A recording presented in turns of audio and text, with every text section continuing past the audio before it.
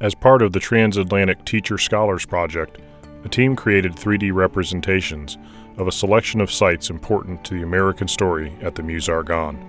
LiDAR, which illuminates an object with a laser and then analyzes the light that is reflected, was used to create 3D images of 5 sites at 4 locations.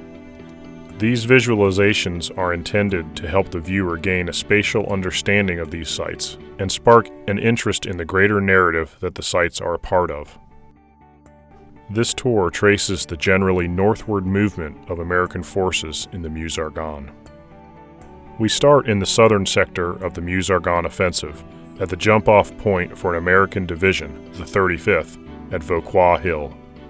We then move north to the ruined village of Montfaucon, continue further north to the Côte d'Amme-Marie, and finish at the Meuse Argonne American Cemetery in Romagne, where more than 14,200 Americans who lost their lives in the Meuse Argonne offensive rest to this day. The butte, or hill, of Vauquois was once the site of a village that overlooked the plain to the north towards Montfaucon and further to the Côte d'Amme-Marie, 9 miles away. A critical battle raged for the town and the view it provided. The battle started on the 24th of September 1914, when the German army took the entirety of the hill and village. The French realized the critical nature of the hill and regained the height at the cost of 3,000 lives by mid-March 1915.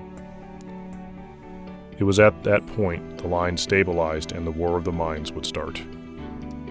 It was impossible for either opponent to dislodge the other through the force of infantry soldiers and artillery. It was thought that by mining under the enemy's side that a large enough explosion could be set off to blow them off the hill.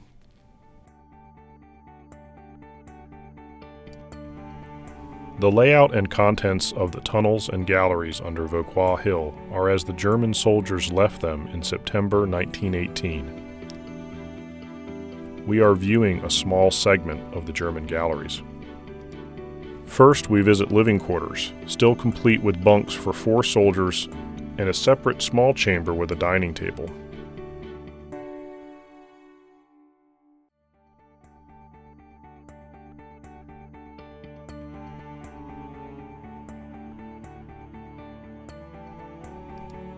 Moving down the hall from the living quarters, we see a small chapel.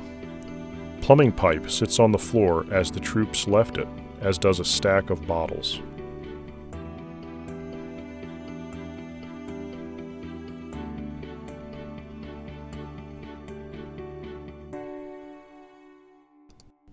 Further along the same hallway, we pass a furnace and water heater on the way to a kitchen.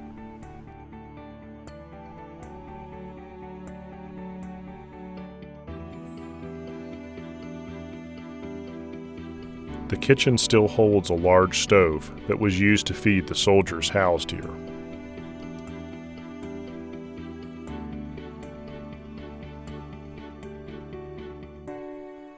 Over the course of 4 years, more than 10 miles of tunnels were dug, and 519 separate explosions were set off that reduced the height of the hill 24 feet and created a crater a mile in length, from 150 to 800 feet wide, and between 30 to 165 feet deep.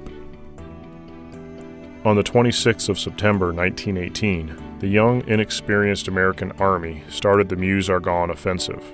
The goal, the town and rail lines of Sedan, 35 miles to the north.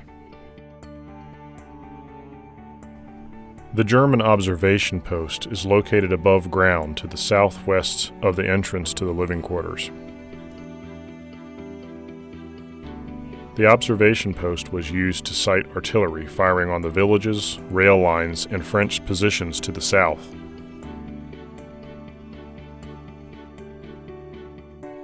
The thick concrete roof has been destroyed, leaving iron girders protruding above the walls in its place.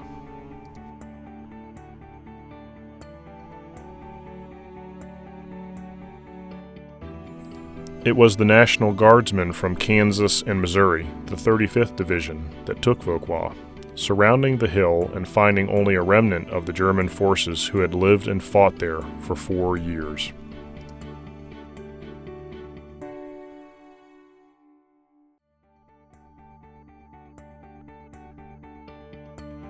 The town and hill of Vauquois remains as it was found in 1918, its 168 residents never to permanently return.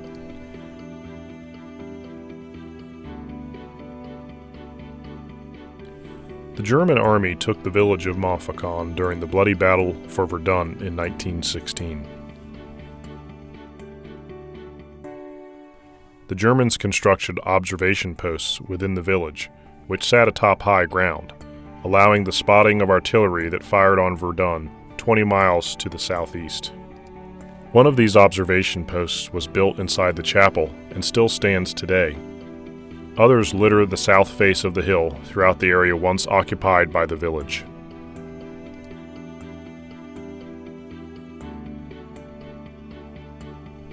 During the Meuse-Argonne offensive, Montfaucon lay within the main belt of German positions.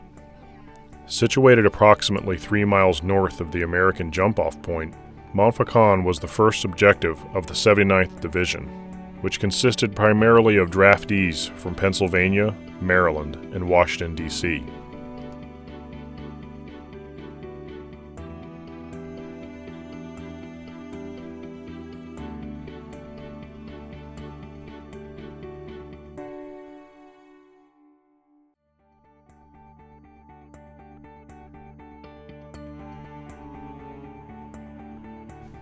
When the 79th approached the village on September 26, 1918, it lay in ruins.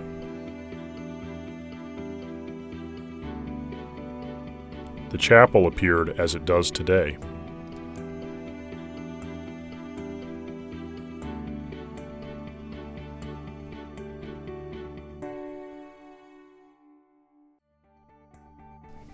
Today, a monument maintained and administered by the American Battle Monuments Commission commemorates the American victory in the Meuse-Argonne. The monument itself is a Doric column over 200 feet in height, constructed of granite and topped by a statue symbolizing liberty. The view from the top of the tower is panoramic, encompassing much of the ground over which the battle was fought. The foyer contains an engraved map of the area of the offensive and a tribute to the troops of the American Expeditionary Force who served in the Meuse-Argonne.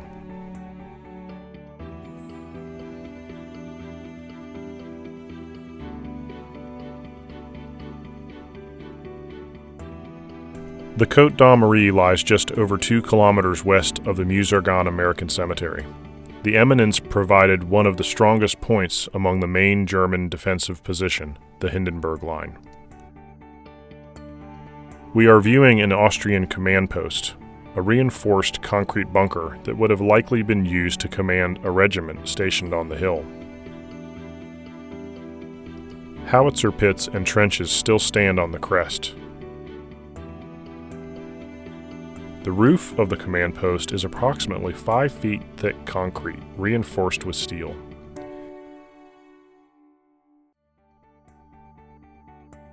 There are 2 rooms inside, likely used by staff officers, possibly for both work and living quarters.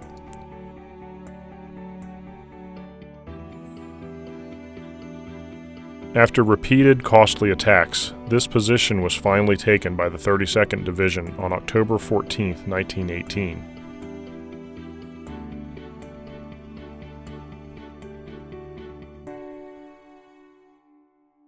The taking of this high ground, among the last positions of natural terrain advantage held by the German army in the Meuse-Argonne, forced the German defenders into open country to the north. This set up the jump-off points for the final American attack on November 1, 1918.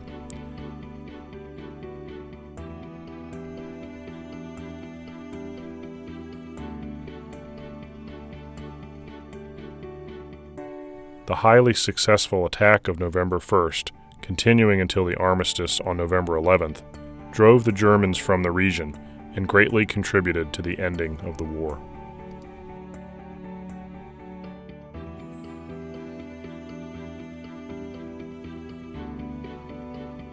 The chapel and Meuse-Argonne Cemetery were established at this location because this was the site of over 21,000 temporary burials of the over 26,000 American dead from the Meuse-Argonne campaign. It is at the heart or center of one of the largest battles in American history, a battle that encompassed over 400 square miles with 47 days of continuous combat.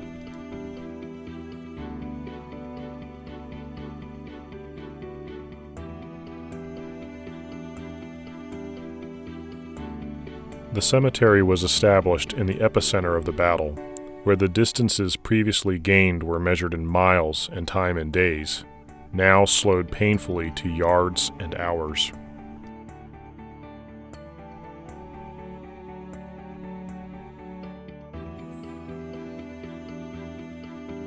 The chapel occupies the center of the memorial.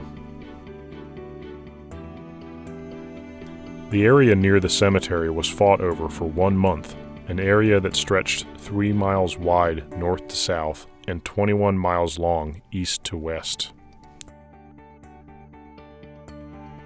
The altar is backed by a semicircle of flags of the United States and the principal Allied nations in World War I.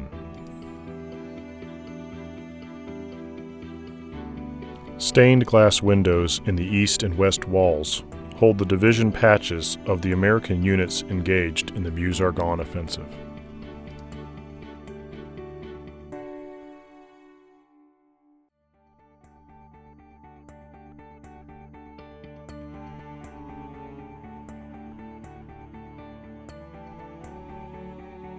It was at this focal point, this band of forest and rolling hills, that the seasoned and experienced German soldier met the young and relatively naive American doughboy.